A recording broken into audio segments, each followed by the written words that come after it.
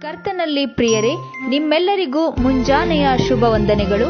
ಈ ದಿನ ವಿಶ್ವವಾಣಿ ಪ್ರಸ್ತುತಪಡಿಸುವ ನಿನ್ನ ದಾರಿಗೆ ಬೆಳಕು ಎಂಬ ಕಾರ್ಯಕ್ರಮಕ್ಕೆ ನಿಮ್ಮನ್ನು ಪ್ರೀತಿಯಿಂದ ಸ್ವಾಗತಿಸುತ್ತಿದ್ದೇನೆ.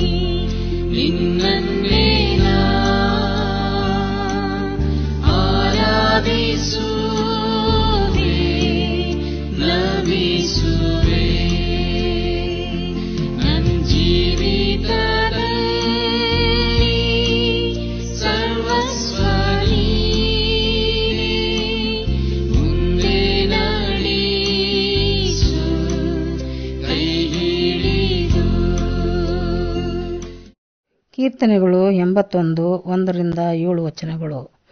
ನಮಗೆ ಬಲಪ್ರಧಾನ ಆಗಿರುವ ದೇವರಿಗೆ ಉತ್ಸಾಹ ಧ್ವನಿ ಮಾಡಿರಿ, ಯಾಕೋಬ್ಯರ ದೇವರಿಗೆ ಜಯಘೋಷ ಮಾಡಿರಿ. ರಾಗವನ್ನು ಎತ್ತಿರಿ, ದಮ್ಮಣಿಯನ್ನು ಬಡಿಯಿರಿ, ಇಂಪಾದ ಕಿನ್ನರಿಯನ್ನು ಸ್ವರಮಂಡಲವನ್ನು ಬಾರಿಸಿರಿ. ಅಮಾವಾಸ್ಯೆಯಲ್ಲಿಯೂ ನಮ್ಮ ಉತ್ಸವ ದಿನವಾಗಿರುವ ಪೂರ್ಣಿಮೆಯಲ್ಲಿಯೂ ಕೊಂಬನ್ನು ಊದಿರಿ. ಇದು ಇಸ್ರಾಯೇಲರಲ್ಲಿ ಒಂದು ಕಟ್ಟಳೆ, ಇದು ಯಾಕೋಬ್ಯರ ದೇವರು ವಿಧಿಸಿದ್ದು. ಆತನು ಐಗುಪ್ತ ದೇಶವನ್ನು ಬಾಧಿಸಲಿಕ್ಕೆ ಹೊರಟಾಗ ನೆನಪಿಗಾಗಿ ಯೋಸೇಫರಲ್ಲಿ ಇದನ್ನು ನೇಮಿಸಿದನು.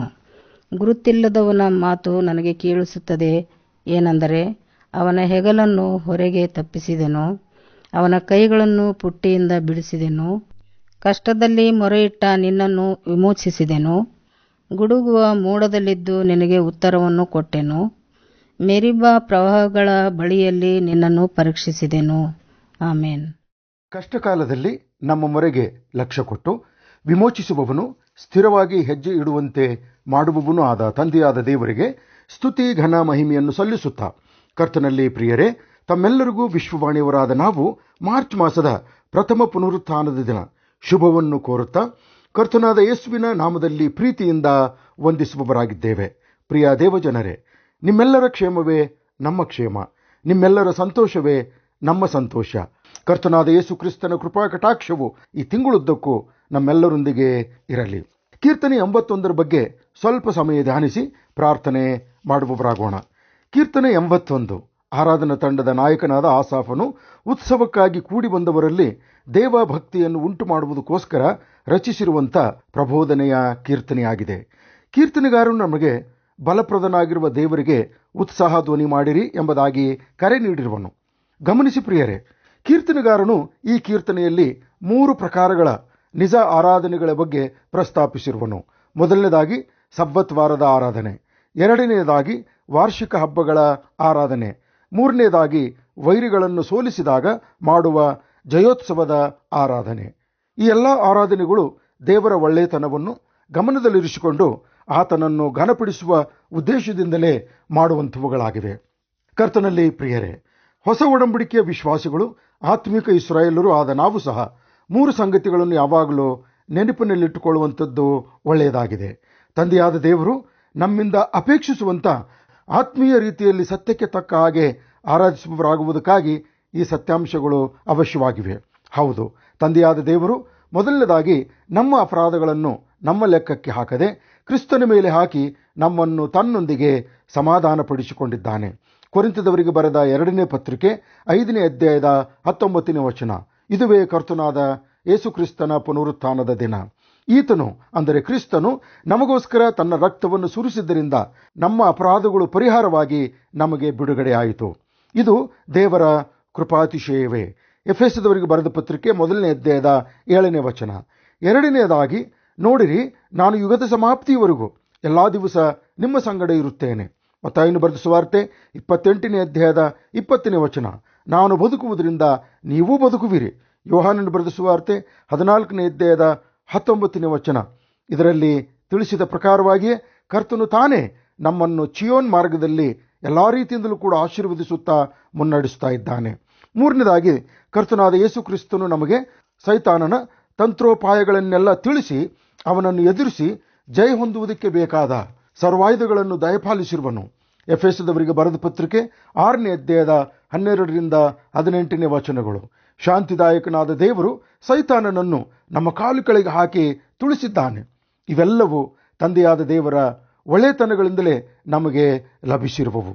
ಹಾಗಾಗಿ ಪ್ರಿಯರೇ, ಕ್ರಿಸ್ತನ ಮೂಲಕವಾಗಿಯೇ ನಾವು ದೇವರಿಗೆ ಸ್ತೋತ್ರವನ್ನು ಎಡೆಬಿಡದೆ ಸಮರ್ಪಿಸುವವರಾಗೋಣ.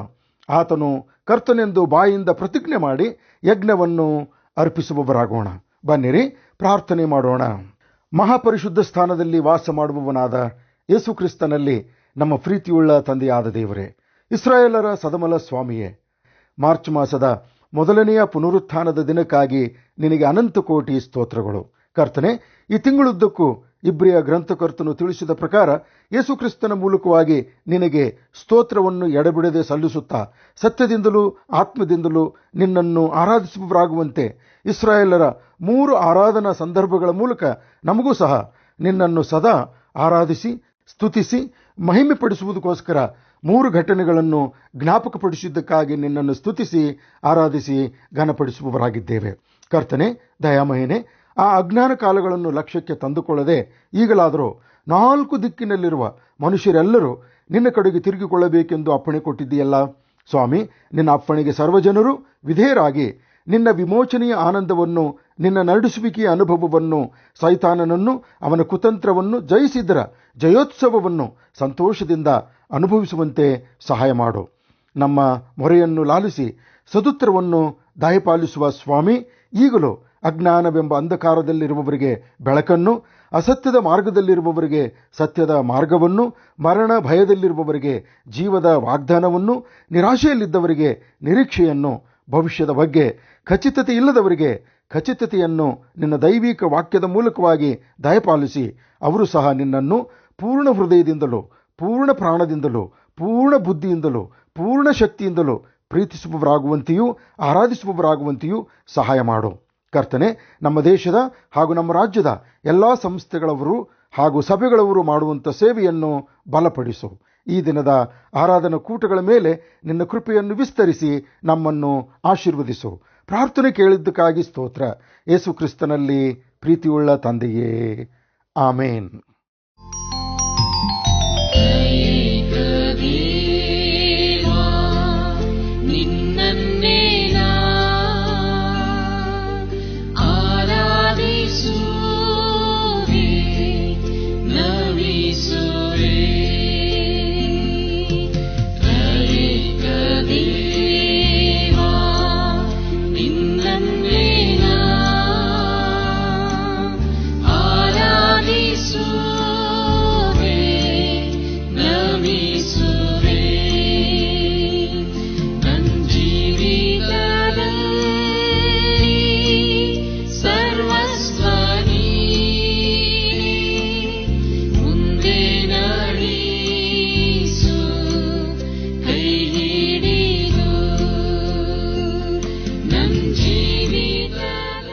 ಪಡೆದುಕೊಳ್ಳೋಣ.